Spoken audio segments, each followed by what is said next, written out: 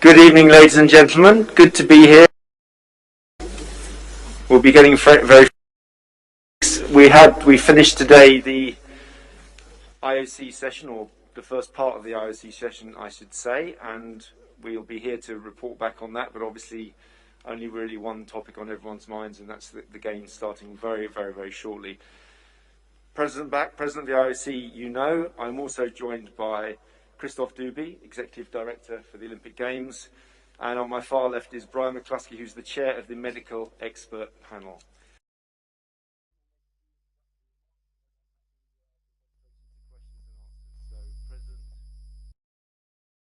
Thank you, Mark. Good evening to all of you, and thank you very much for your interest in the Games. We are just 24 hours away of the opening ceremony. The athletes have arrived. The latest number I got is 2,470 athletes are here. Most of you and your colleagues have also arrived here in the meantime. So we can say Beijing is ready. The amazing venues are ready. The Olympic villages are ready. And most important, the athletes are ready. We all together, I think we can feel very safe in this closed loop.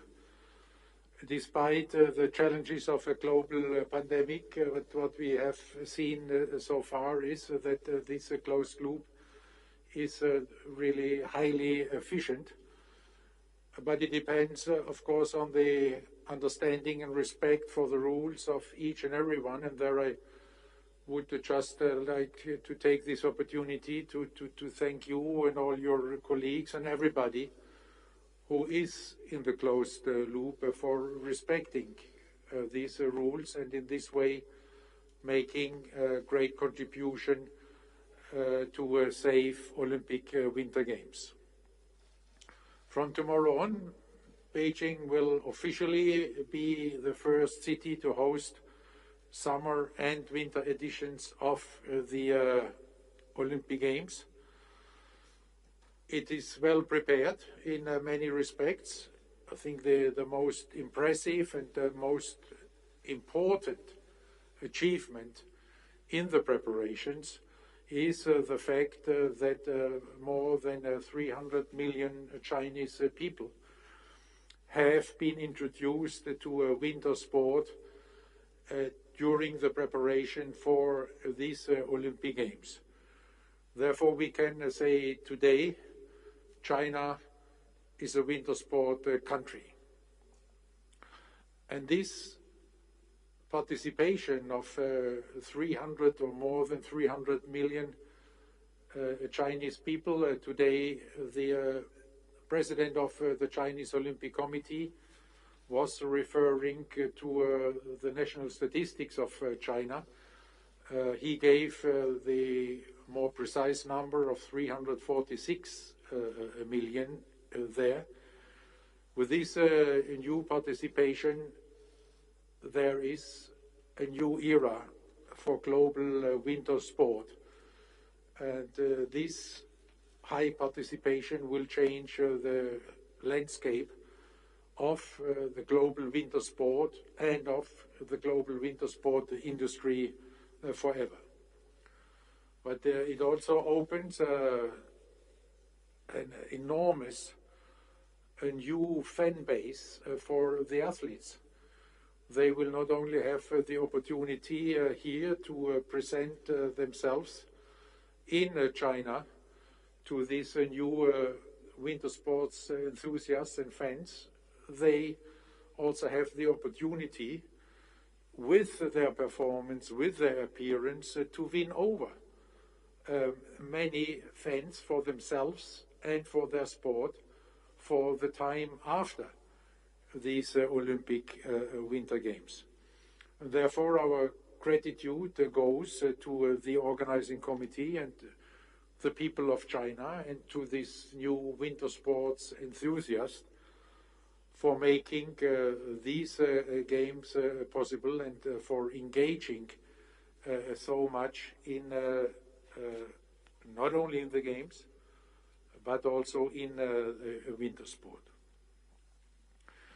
The mission of these Olympic Games, like any Olympic Games, is bringing the world together in peaceful competition, uniting humankind in all our diversity, always building bridges, never ever erecting walls. And in the Olympic Games, with this mission, we are all, and we must be, all equal, irrespective of social background, gender, race, sexual orientation, or political belief. In the Games, in the Olympic Village in particular, there is no discrimination whatsoever. We can only achieve and we can only accomplish this mission to unite everybody in this peaceful competition if the Olympic Games stand above and beyond all the political disputes. This is also only possible if the Olympic Games and the IOC are politically neutral and do not become a tool to achieve political goals.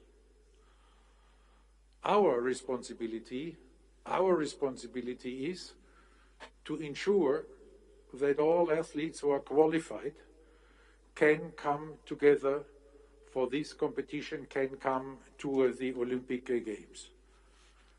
And this we have achieved. This approach of the political neutrality and of this unifying mission enjoys the wide support of the international community. This you can see in particular from the Olympic Truce resolution, which was adopted by consensus by the UN General Assembly, by all 193 UN member states.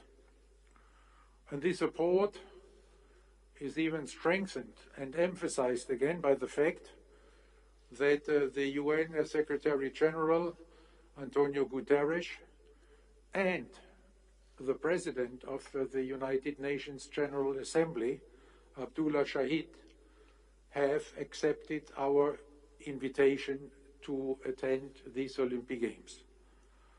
President Shahid will run with the Olympic torch tomorrow, and it will be my special honor to hand the Olympic flame over to him as the last runner before the flame is entering the stadium then in the evening for the opening ceremony, where both Mr. Guterres and Mr. Shahid will be our guests and will be present.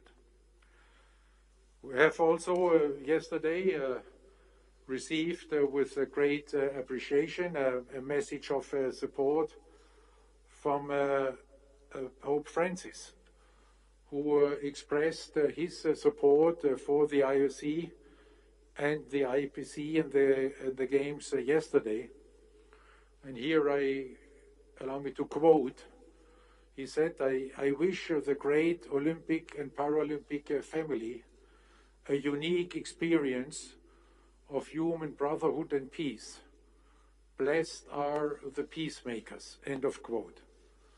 We are very grateful for this encouragement and for this strong sign of support for our approach with regard to the mission of the Olympic Games.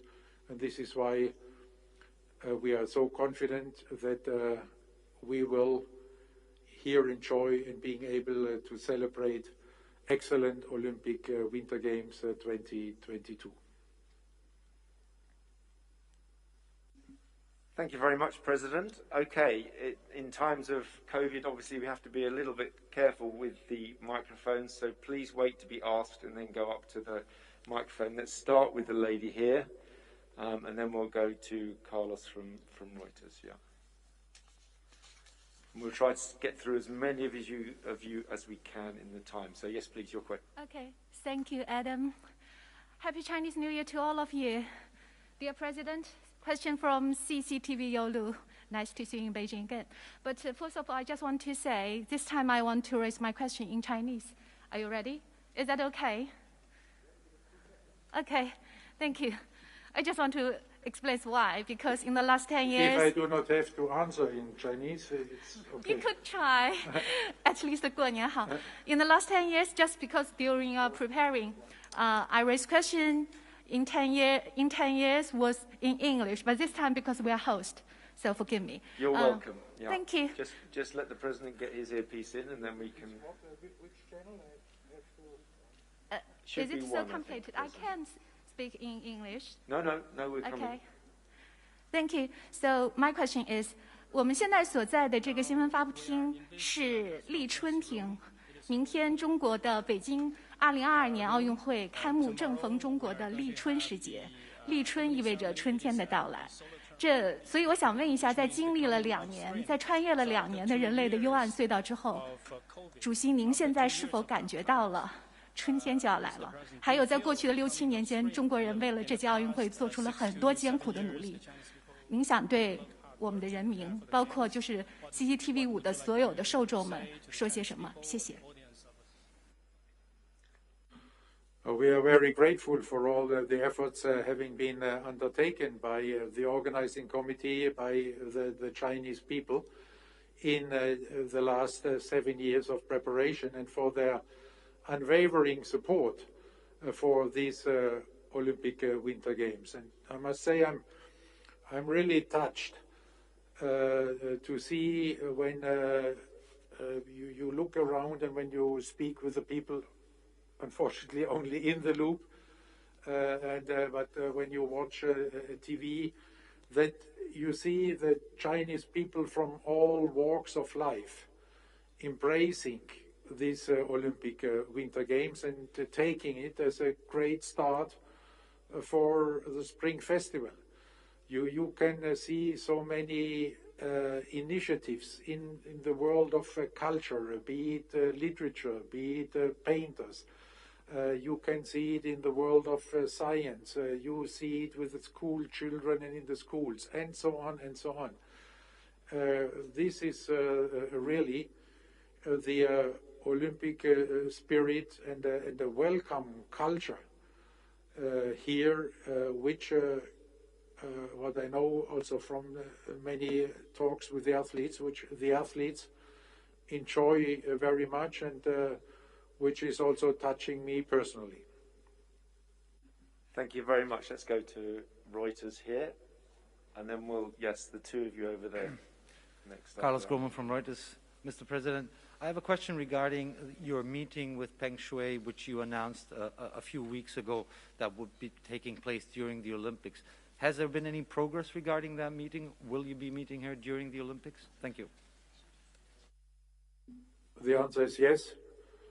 We will have the meeting. I'm very happy and also grateful to Peng Shuai that she will enter in order to have this meeting, because she also wanted to have this, as we had discussed it in November. Therefore, she will enter the closed loop for having this meeting, and once the procedures have finished, then we will have our meeting. Okay, two journalists here. Yeah, I'm afraid from up here it's hard to see you all. But yes, please ask your question. That's great. Thanks, Mark. Question from Xinhua. Tomorrow the games will be officially kick off. So if we look back the 7 years preparations, do you think you made a right decision when choosing Beijing as the host city, especially in the face of the COVID? And also you said you believe Beijing will set a new benchmark for the Olympic movement. So in which aspects do you think Beijing has set a new benchmark? Thank you. You know, with regard to the pandemic to which you're referring, I think we all, can be a witness to the fact that China there is doing everything meticulously to make the games safe for every participant, and can do this based, on a very low figure compared to most of the countries of the world. And does this with this concept of the closed loop, which also makes us feel very safe. And for what we are, I think, particularly grateful is the fact that also all the Chinese people working with us, that they make this sacrifice, entering this closed loop, and being subject to the same testing procedures and other protocols like the foreign participants. This again, creates an excellent spirit. And with regard to the overall, I think this impression and what you say that the games will be very special and opening new opportunities. I think. There I can refer again, to the 300 million or more than 300 million Chinese people. Such figures, I guess, you can only achieve in China. And this is a unique achievement, opening a new era for not only for winter sport in China, but for the global the winter sport. Imagine if you look at these figures, if only a percentage of these 346 million people would continue in the long term practicing winter sport. Imagine what this means for the global winter sport and for the participation. This is another league. These are completely new levels. Yes, there's a lady, just next to our colleague from Xinhua, and then we'll come across, I think it's Christine. Hello, Mr. President. Question from Xinhua News Agency.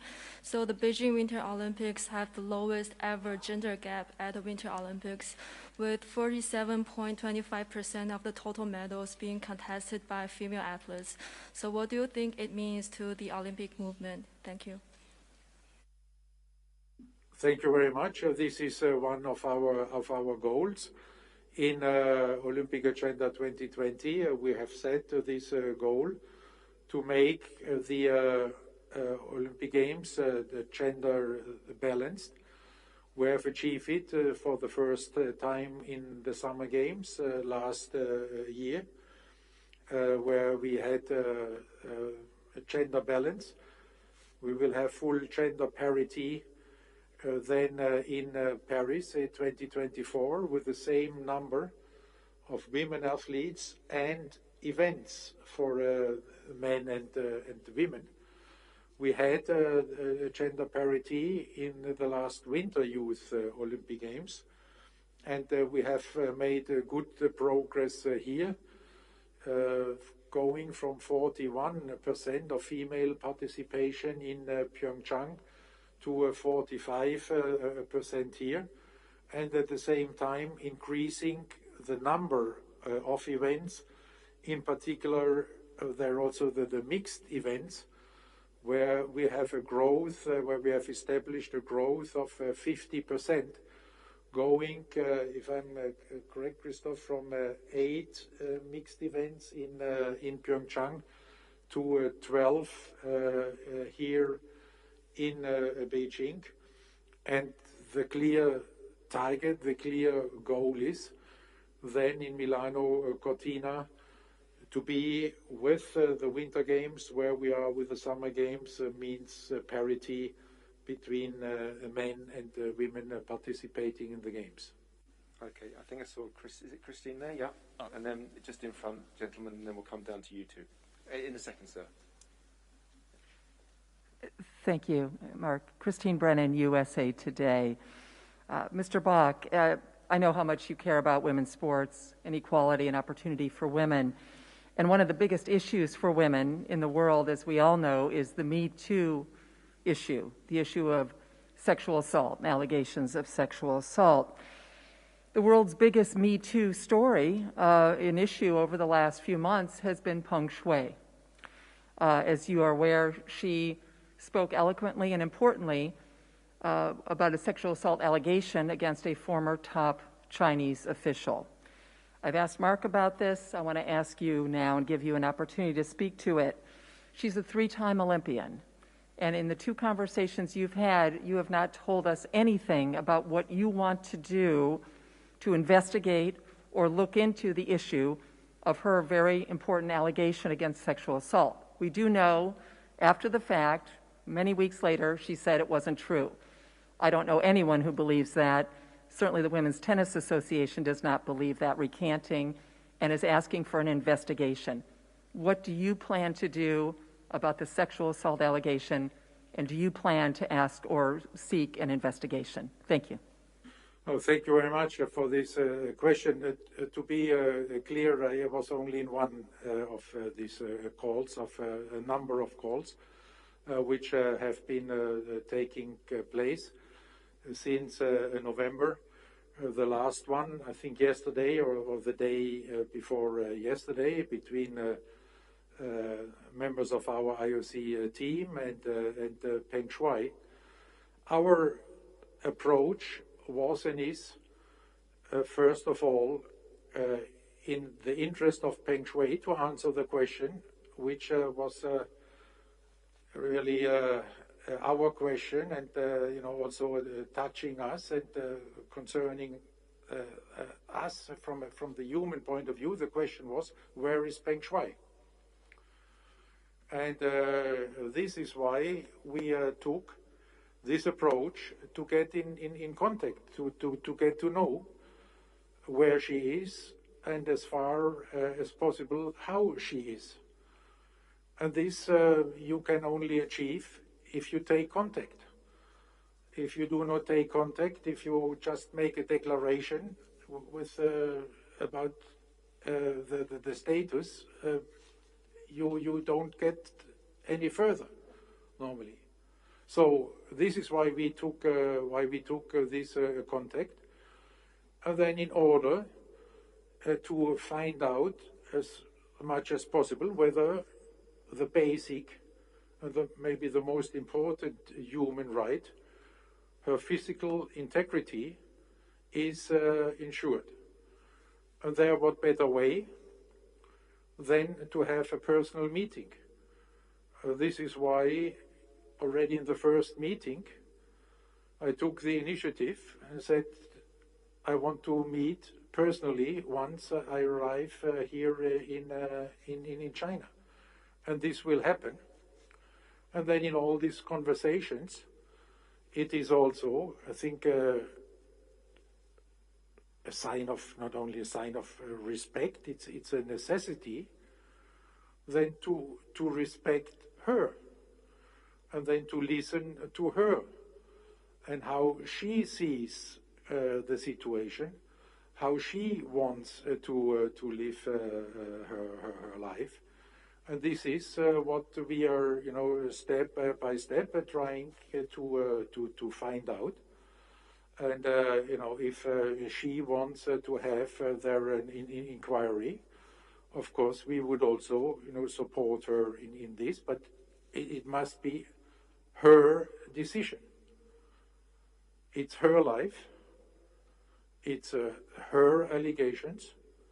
We have had the allegations, and we have heard the withdrawal, and we will have this personal meeting, and there we will continue this conversation, and then we will know better also about her physical integrity and about her mental state when we can finally meet in person. And this was the objective of this initiative from the very beginning. Yeah, gentleman just there, and then I'm going to come to you too, Danny. You've been waiting very long. And I know this Graham over there. And, yeah. Thank you very much. Jonathan Crane from Deutsche Welle in Germany. A question on Rule 50. One of the conditions of athletes being allowed to protest at the Olympics is the line, and I'll quote it, "When expressing their views, athletes are expected to respect the applicable laws." So my question to you, President Bach, is what exactly are these applicable laws here in China, and what guarantees can you personally give athletes that they'll be safe if they choose to express whatever view they want at these games? Thank you. Thank you very much. The Olympic Games are governed by the IOC rules, and this is in the host city contract and in the Olympic Charter, and we have no reason there to believe that this would not be respected. There maybe then Christophe Duby can still report about his experience in discussions there and assurances. So there it's the IOC rule is the Rule 50, and at this point the Rule 50.2, and there the procedures are very clear. That in case of any infringements, then the IOC Disciplinary Commission will take care of this, and this is the same situation as we had in Tokyo. There is no difference. The rule have not changed, and the attitude of the IOC has not changed. And you know, there. Sometimes I have the impression that when we discuss this Rule 50, and that there can be no demonstration on the field of play or in the ceremonies, that some people they believe that this is unique in the Olympic Games. This is by far not the case. You know, these kind of rules exist in many, if not all, walks of life. You know, take an actor. If an actor is engaging in a theater playing Hamlet, then nobody ever asked the question whether then when playing Hamlet he must or should or can express then during the play his political opinion. And the same is true there for the athletes. And when the curtain falls, then the actor can go to his locker room and he can take his mobile device and can send a message to the social media, or when he is leaving the theater and the press is awaiting him, that they can make comments. But nobody would ever think of saying that this is a non-justified restriction of the freedom of speech if you cannot make a political statement on the stage of a theater or in a music hall or in many other the places. There, everybody, has always to know you have your individual freedom, and I have political opinions, and athletes can have political opinions. But when you join an organization, when you engage in an event, be it the actor in the theater, be it the athlete in the games, you have to respect the rules which are made in the overall interest of the organization you're engaging with. The theater can only work if they play the plays, and the games can only work if it's about sport and there the rules of the game are respected and the mission of the games is respected. So it's not a rule which is unique to the games or to sport. Thank you, President. Christoph, did you want to add anything on? Yes, maybe one. It's even not a precision, but just to enforce the argument. In 2015, we're here at the time of the candidature, and this is a guarantee we ask, and this is a guarantee we obtain. Since then, we've had the conversation many times, and in no equivocal terms. Never we have been under the impression that the IOC would not be the decision-making when it comes to Rule 50.2. Now, one thing that has evolved, and for the better, is the clarification regarding, as you said, President, the three areas where the athletes themselves have decided that there would be no demonstration, and this is the field of play, the ceremonies, and the medal ceremonies. So, of course, we've worked with the organizing committee already in Tokyo, and I've further explained this rule here in the context of Beijing. But again, this was a rule established by the athletes for the athletes. Respect the dignity of the moment and the place. Thank you very much, Christoph. Yeah, these two gentlemen here, and then we'll come to you, sir, in a minute, but I have to get around everyone who's been asking, so I'll try to, yeah. Well, thank you so much. I'm a reporter from China Global Television Network, CGTN. My question is, the Beijing Winter Olympics is the first Winter Olympics to be held under the Olympic motto together. How do you interpret the idea of the togetherness in the Olympics when there are so many divisions, competitions, and rivalries in the world today, particularly today? Thank you. Thank you very much. I think that the meaning is twofold.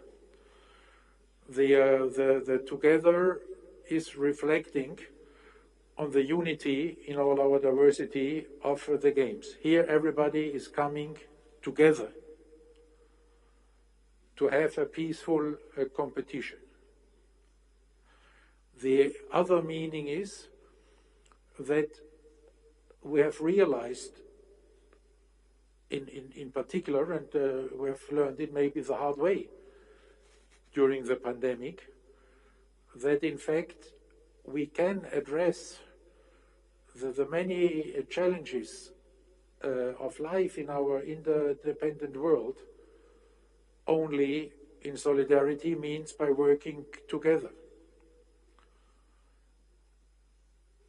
The pandemic, even if in one country you would have no virus anymore, the pandemic would not be over. Climate change. No country, no organization in the world can solve the problem of climate change. And you can, go on with this list. And the athletes, and in sport, I think we know this particularly well.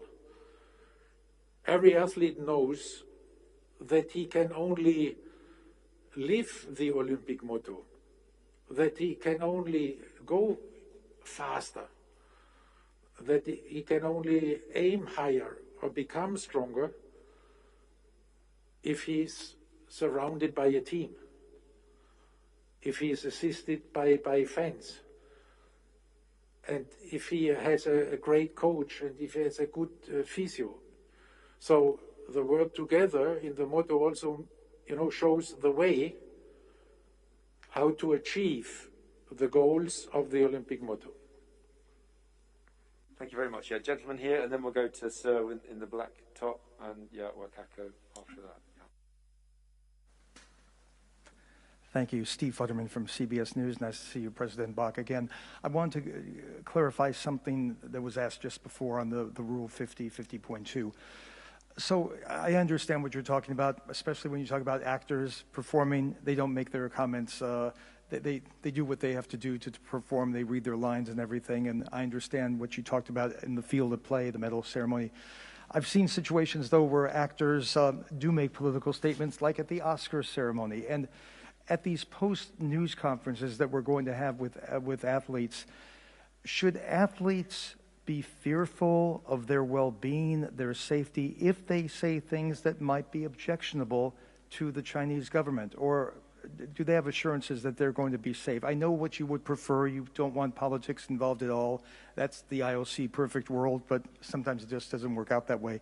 Should the athletes be fearful if they decide they want to say something? Thank you. The athletes enjoy the freedom of speech in the press conferences or in the social media, and this is enshrined implicitly in the Rule 50, because the Rule 50 speaks only, where you cannot, and there. And I think the same rules apply worldwide. I would suggest to every athlete, wherever the games are taking place or whenever an athlete is making a statement, that he does not insult other people, that he is not violating the rights of other people, but then expressing freely their opinion, and this is wherever. We had this in Tokyo. It will be here. It will be in Paris. That's is irrespective of the host of the games. Yeah, gentleman there is very eager to get to the microphone. So yes, sir. Yeah. Kept on pointing at me, but yeah. David Weld from 7 News Australia here, just picking up on an earlier question there about Peng Shuai. Just for clarity, is it an issue of the IOC actually having no current information on her physical well-being and whereabouts, or just that it's not willing to say so publicly? We said publicly we have this information, but so far only via a video conference, and I think this cannot replace the personal contact and appearance, and we know from her explanations during the video conferences that she is living here in Beijing, that what she is reporting, that she can move freely, that she's spending time with her family and friends, and now we will be able to do the next step in a personal meeting to convince us in person there of her well-being and of her state of mind. Okay, I think see Wakako there, and then we'll go to AP after that. Yeah, and then I'm afraid we're going to have to go to this side for a bit. Yeah. Thank you, Mark, and thank you, President. Wakako Yuki from the Yomiuri Shimbun. Beijing and Tokyo were two Olympic Games back-to-back being held in pandemic situation. And we Japanese people somewhat feel legacies of the Games, as we know of, somewhat diminished. You've given a World Trophy to Seiko Hashimoto today with a comment that she would be, you hope, she would be the instrumental for the future changes in the society. What is your view toward the legacies that Olympic Games impact on the societies under these difficult circumstances? How long it takes for us to nourish? And if I may, Mark, and if I may, President, another question. Peace, yes, peacemaker and Olympic truce, which is quite important. Would you be meeting with President Putin when he arrives in and talk about Olympic truce? Thank you. Very much. We have heard today from the organizing committee about Tokyo, about the legacy of the Games. They have emphasized that more people in Tokyo are becoming physically active, what is obviously very important and part of the health policy of Japan and also other countries. We have also been informed that now one after the other. The Olympic facilities are being made available for the public. We have also been informed about new technologies which have been applied in the organization for the Games, reducing carbon emissions and many more. All these are legacies of the Olympic Games. And with regard to Seiko Hashimoto, she got this prize there today, not only or not primarily for her work there as the chair of the organizing committee, but for her long year engagement for gender equality and for diversity in Japan. And there, what we hear there, and what obviously the jury, to which I do not belong, heard that there in Japan, that she achieved a lot, that she was a role model for women in leaderships, also one of the first female ministers in Japan, fighting also for LGBT plus rights, for diversity in the society, and this is therefore why the jury decided to award her this Women in Sports Awards, and I think she really deserves it, even if I'm not a member of the jury. Allow me this, that I think she really deserves this honor with all her achievements and efforts. What was it? Peacemaking. I made already an appeal today in the IOC session, and also I think the day before yesterday when opening the mural, to call on all the political authorities across the globe to respect their commitment to the Olympic truce, and this applies to all. Thank you very much, AP, and then I'm afraid we're going to go across here for a bit because I've neglected this side. So yeah. Thank you, Mark. Graham to be clear, and I will in no way enter into any political talks there, to leave no room for interpretation. Thank you. Graham Dunbar from the Associated Press. To pick up again on the Olympic truce, you've identified yourself and the IOC very closely with the words of the resolution, especially before these games.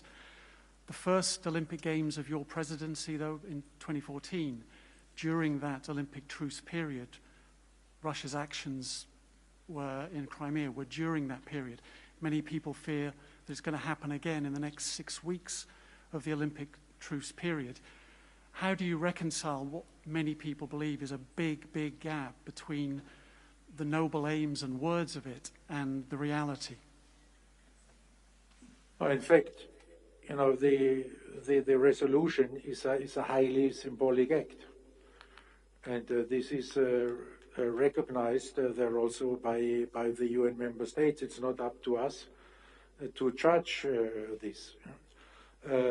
It's an initiative by the UN member states, where the IOC has no right to vote, and it was initiated 3,000 years ago to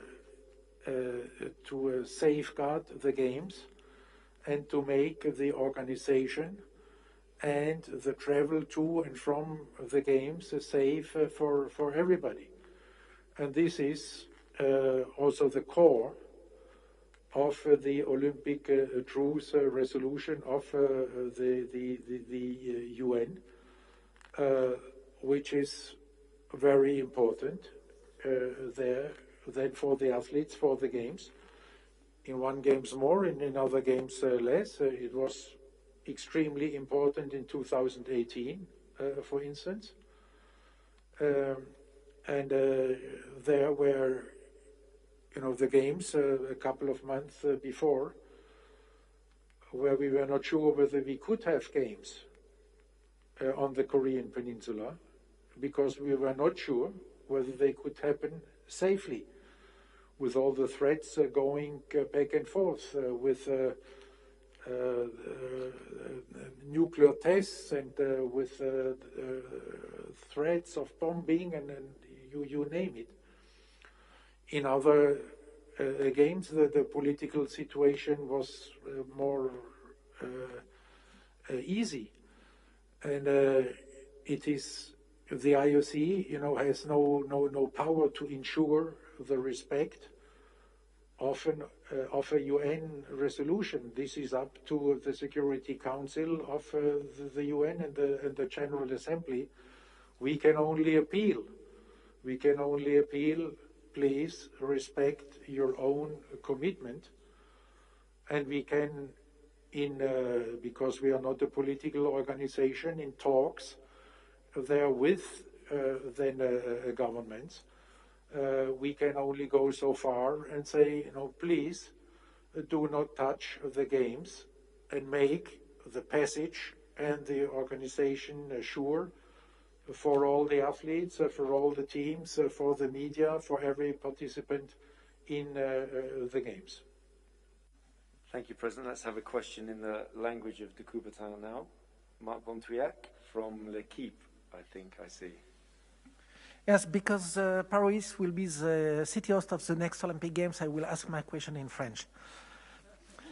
Deux questions en fait. Ce matin, il y a eu un petit débat avec 4 intervenants pour regretter, pour s'inquiéter de la position de la FIFA, enfin de Gianni Infantino, concernant la Coupe du Monde d'une Coupe du Monde de football tous les 2 ans. Vous avez indiqué que Gianni Infantino avait déclaré forfait pour cette session au dernier moment. Est-ce que vous savez pourquoi? Et ma deuxième question, où en est-on du cycle de désignation de la ville hôte des Jeux d'hiver 2030? Et est-ce qu'elle sera connue cette année ou l'année prochaine? Merci. Well, thank you very much. With regard to FIFA, Mr. Infantino has written me a letter the day before yesterday that because of the pandemic situation, he would not travel to Beijing, and that he would follow the session from Cameroon, where he would be for the semi-finals, obviously, and the finals of the Africa Cup. With regard to 2030, I don't know, because it's in the hand of the Winter Sport, the Future Host Commission. The latest information which I have dates a couple of months back, now maybe September, October or so, when I was informed there by the Commission that they have a number of interested parties, and that there has been a dialogue with one or the other of them already, but that they would now wait for obvious reasons until after the Winter Games here in Beijing, and then intensify these contacts with the interested parties. But I had no indication on when this procedure will be finished. It will depend on the talks that they will have, I assume. Okay, a few more questions. Let's go, gentlemen here, and then inside the games I see over there. Good evening, Ian Axon from Reuters Television. If sport and politics don't mix, what's the IOC's view on the fact that Keith Falbo, a soldier involved in the skirmishes between China and India in 2020, carried the torch yesterday? And what would your message be to the Uyghur population of China on the eve of these games who say they are being oppressed? Thank you very much for the question. With regard to the torch relay, I'm not aware there of details, but I remember very well that, for instance, in London 2012, we had a veteran from Afghanistan running the torch. And with regard to your second question, the Uyghur population, there, again, the position of the IOC must be, given the political neutrality, that we are not commenting on political issues, because otherwise, if we are taking a political standpoint and we are getting in the middle of tensions and dispute and confrontations of political powers, then we are putting the games at risk. If at the end you would have Olympic Games only between national Olympic committees whose governments agree on every political situation, the games would lose their universality, and with the universality they would lose their mission, and that would lead to the end of the Olympic Games. The mission, if we cannot accomplish our mission to bringing the world together, then we are at great risk. And therefore, we are there, and this I have made reference before to the ancient games. So this already the ancient Greeks knew that if the games would be used for would come in between the political tensions, which were high at the time, between Sparta and Athens and others, if the games would not be considered to be neutral, they would not have survived there for 1,000 years. And the moment when politics entered into the games with the Roman emperor, it was the end of the games for almost 2,000 years. Thank you very much. Coming to our last questions inside the games, and then I think there's a lady with a green hat there. That will be our last question, yeah. So. Michael Pavitt from Inside the Games. It's often said that Beijing 2008 was China's coming out party. What sort of message will these games show about China to the world and its role within the world? China is a winter sport country. Short and sweet. Okay, last question. Lady with the green hat. Thank you very much. Hi, Sarah Germano with the Financial Times. My question is regarding the athletes who have so far tested positive for coronavirus and those that find themselves in isolation. We've heard some accounts of athletes finding that to be particularly difficult, especially from a mental standpoint. And to your point that the Olympics are supposed to be about bringing the world together, there is, by definition, a lot of isolation here. How do you reconcile those experiences? We have a lot of sympathy and huge sympathy for all the people who are concerned with the pandemic and are infected and in isolation or are direct contact persons. And when I say everybody, allow me there also to say that what concerns me most and what goes most to my heart is about the athletes, because I can feel with them.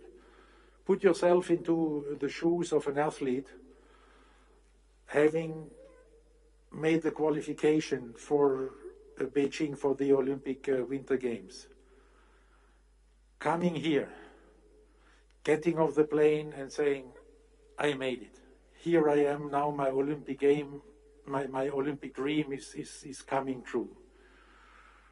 Then the athlete has to wait for a couple of hours, and then uncertainty comes in. Oh, I hope everything is going right, not knowing, sometimes for many hours, for too many hours, what is going on. And then in the worst case, getting a positive result, destroying maybe your Olympic dream, at least jeopardizing it. This is, mentally an extremely challenging situation. Extremely. You're working for years for this, and then all of a sudden, and you see, here I am, and then all of a sudden all this collapses, and I can feel with this, because I have a little bit of this experience, because when I participated there in the games and was already there, I had an injury, and it was not clear whether until the competition starts I can make it. And there, I know how you feel. So, and this, because we saw this coming, and this is why with the Athletes Commission we are making all these offers, for psychological assistance, the hotline. We are in contact with the NOCs so that they are well equipped to help the athletes. The other day we had a meeting with the Athletes Commission, the IOC Executive Board and our Athletes Commission. And there, we said, maybe it should be considered that in such cases, one should not wait until an athlete is calling for help. But when we get to know about a case, call, take at least contact with the NOC. How is he or she? Is the athlete stable? Give information. What can you expect? When can you come out? So this is really for the athletes, it's terrible. I do not want to ignore, if it's happening to somebody from the media or from the IOC or from a federation or to whomever, but for the athletes, it's really the worst. And how we reconcile it, it is, this pandemic has isolated us, everybody, for a very long time and far too much. And the pandemic is also affecting the games. And this is, on the other hand, why we feel how much the athletes appreciate the games. We could see this, and we got this also as a message from the athletes, and we feel it here, that there in the games, what they appreciate most is that they happen, because after all this social distancing, after all this isolation, they can finally come together. Still having to respect rules, some of them, when being infected, suffering from isolation, but at least the effort is being made to bring people together and to show that even during such a pandemic, you can come together if everybody is making his or her contribution to the safety of the games, and in this games here, to the safe loop. Thank you very much. We have gone over the hour, so I'm afraid we're going to have to call it a day there. With huge apologies to people we couldn't get to. You will have many chances to ask more questions. Since we were talking about theatre earlier on, let me thank the two supporting actors, particularly Brian, who didn't actually have a line in the end, so next production maybe. But President, thank you very much, and we'll see you again in a couple of days, I think. Okay, thank you, and I hope we can all enjoy the games together. Looking forward to opening ceremony tomorrow evening. Thank you very much, and have a good evening.